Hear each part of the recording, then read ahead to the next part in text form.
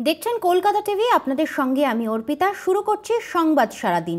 শুরুতেই যে গুরুত্বপূর্ণ খবরে চোখ রাখছি, অবশেষে সিসিটিভি বসতে চলেছে যাদবপুর বিশ্ববিদ্যালয়ের ক্যাম্পাসে সিসিটিভি বসাতে আর্থিক ছাড়পত্র। যাদবপুরকে আর্থিক ছাড়পত্র দিল নবান্ন। যাদবপুর বিশ্ববিদ্যালয়ের তরফে দুটি ক্যাম্পাস মিলিয়ে 70টি সিসিটিভি বসানোর জন্য 68 লক্ষ টাকা দিচ্ছে রাজ্য।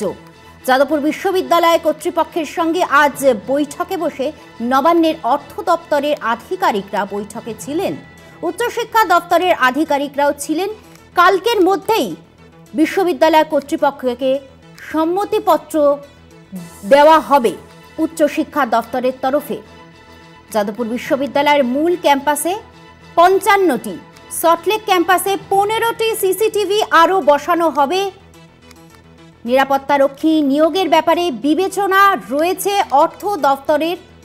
নবান্নের বৈঠকে যাদবপুর বিশ্ববিদ্যালয়কে জানানো হলো। এটা নবান্ন সূত্রের খবর।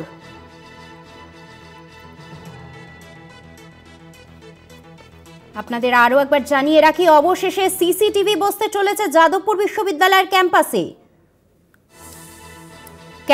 সিসিটিভি বসাতে আর্থিক ছাড়পত্র।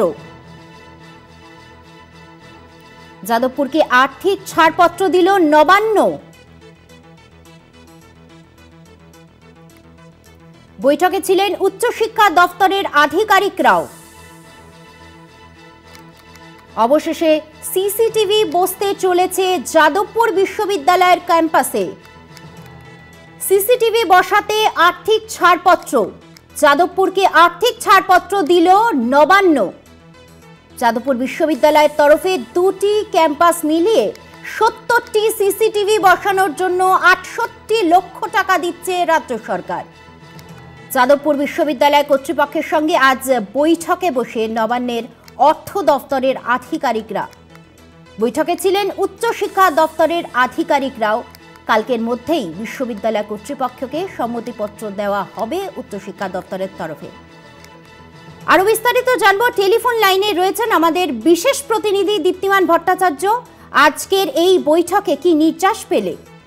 দেখো, আজকে যে বৈঠক হয়েছে সেখানে যাদবপুর বিশ্ববিদ্যালয়ের যেরকম কর্মচারীরা ছিলেন, উচ্চপদস্থ আধিকারিকরা ছিলেন, পাশাপাশি নবান্নের কিন্তু শিক্ষা দপ্তর এবং ফিনান্স ডিপার্টমেন্টের আধিকারিকরাও ছিলেন। সেখানে কিন্তু এই সিদ্ধান্ত হয়েছে যে যাদবপুর বিশ্ববিদ্যালয়ের দুটো ক্যাম্পাস মিলিয়ে 70টা সিসিটিভি লাগানো হবে এবং এর জন্য 68 লক্ষ টাকা খরচ হবে।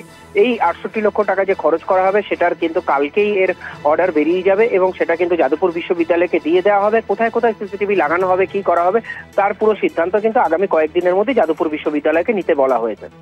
অর্পিতা, ধন্যবাদ জানাবো আমাদের বিশেষ প্রতিনিধি দীপ্তিমান ভট্টাচার্যকে।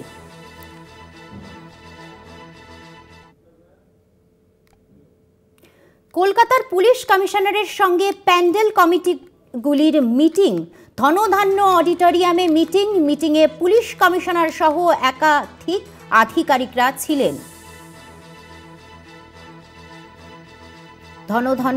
ধনধান্য অডিটোরিয়ামে মিটিং, কলকাতার পুলিশ কমিশনারের সঙ্গে প্যান্ডেল কমিটিগুলির মিটিংটি হয়েছে ধনধান্য অডিটোরিয়ামে।